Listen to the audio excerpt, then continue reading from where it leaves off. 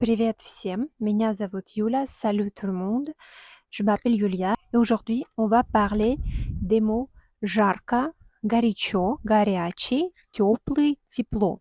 Je pense que vous connaissez ces mots depuis le début de votre apprentissage de russe. Mais je pense que c'est assez facile de se tromper dans ces mots ou les confondre. Donc je vais vous donner plus d'exemples, plus de contexte pour que ça soit plus clair pour vous. И сегодня на улице жарко. Aujourd'hui, il fait chaud et j'ai décidé de faire la vidéo dehors. On va commencer par le mot жарко.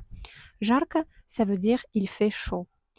Par exemple, летом жарко. На улице жарко. Дома жарко, поэтому я включил кондиционер. Oui, à la maison, il fait chaud. C'est pourquoi j'ai allumé l'air conditionné. J'ai mis l'air conditionné. Et aussi, on peut employer cet adverbe, cet adjectif court au neutre avec le datif pour dire avoir chaud. Мне жарко, j'ai chaud. Тебе жарко, tu as chaud. Ему жарко, il a chaud, etc. Donc, жарко, c'est surtout quand on parle de la température qu'on ressent, quand on parle de la météo ou quand nous, on a chaud. Aussi, il y a l'adjectif, pas un adjectif court, mais un adjectif normal, жаркий, quand on parle du climat et de la météo. Жаркая погода. Я не люблю жаркую погоду. Или в этой стране очень жаркий климат. Mais vous voyez qu'on reste quand même dans le thème du climat, de la météo.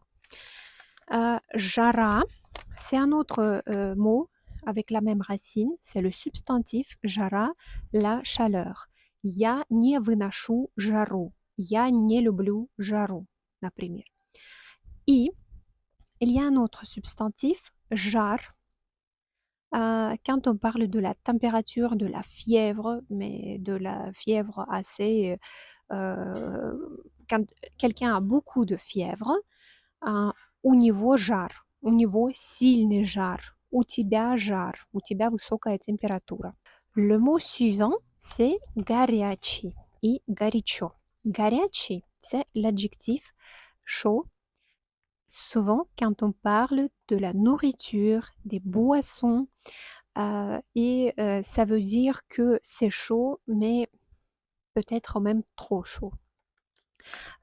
Ou juste suffisamment chaud. Горячий чай, горячий кофе.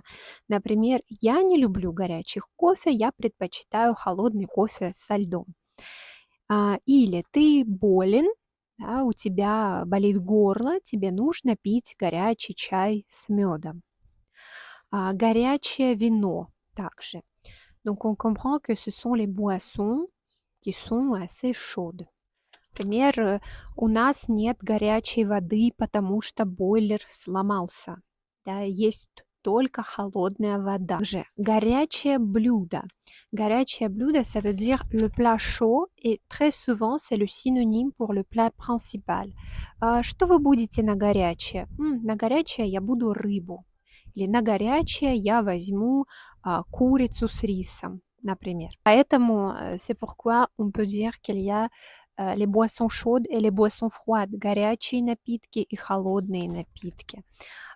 И также il y a un verbe avec la même racine, горячиться и погорячиться, c'est-à-dire un peu peut-être exagérer, se mettre en colère pour rien, un peu avoir des émotions un peu trop fortes dans une situation où il fallait pas réagir de cette manière. Он погорячился, когда сказал тебе это. Или извини, я погорячился. Это было не к месту. Bien sûr que cet adjectif peut avoir l'adjectif court ou l'adverbe горячо. Горячо, par exemple, quand on dit attention, c'est chaud. Осторожно, горячо. Et le troisième adjectif, c'est l'adjectif теплый. Теплый, qu'on traduit en français comme tiède. Tiède. Mais en russe, parfois, ça veut dire assez chaud quand même. Donc, par exemple, теплая вода. Теплая вода, l'eau tiède. Comme maintenant, c'est un peu à la mode de boire de l'eau tiède et pas l'eau froide le matin, да, утром нужно пить теплую воду, а не холодную воду. Тепло comme adjectif court ou adverbe pour parler de la météo, du temps, pour dire il fait bon. На улице тепло, приятная погода. Или дома тепло. На улице холодно, а дома тепло. Или теплый. On parle des plats, de la cuisine. Par exemple, on dit теплый салат. Теплый салат, c'est la salade chaude. Vous savez, quand les entrées sont pas froides, mais les entrées sont chaudes, mais on peut pas dire qu'elles sont vraiment chaudes. Elles sont juste pas froides. Par exemple, la salade avec du chèvre, on va l'appeler теплый салат. Aussi, on emploie l'adjectif теплый pour parler des vêtements qui sont chauds, c'est-à-dire les vêtements qui tiennent chaud, les vêtements pour l'hiver, pour l'automne, теплый свитер, теплое платье, теплая кофта. Теплый, l'adjectif теплый peut vouloir dire chaleureux. Par exemple, теплый прием, un accueil chaleureux. J'espère que mes explications étaient assez claires.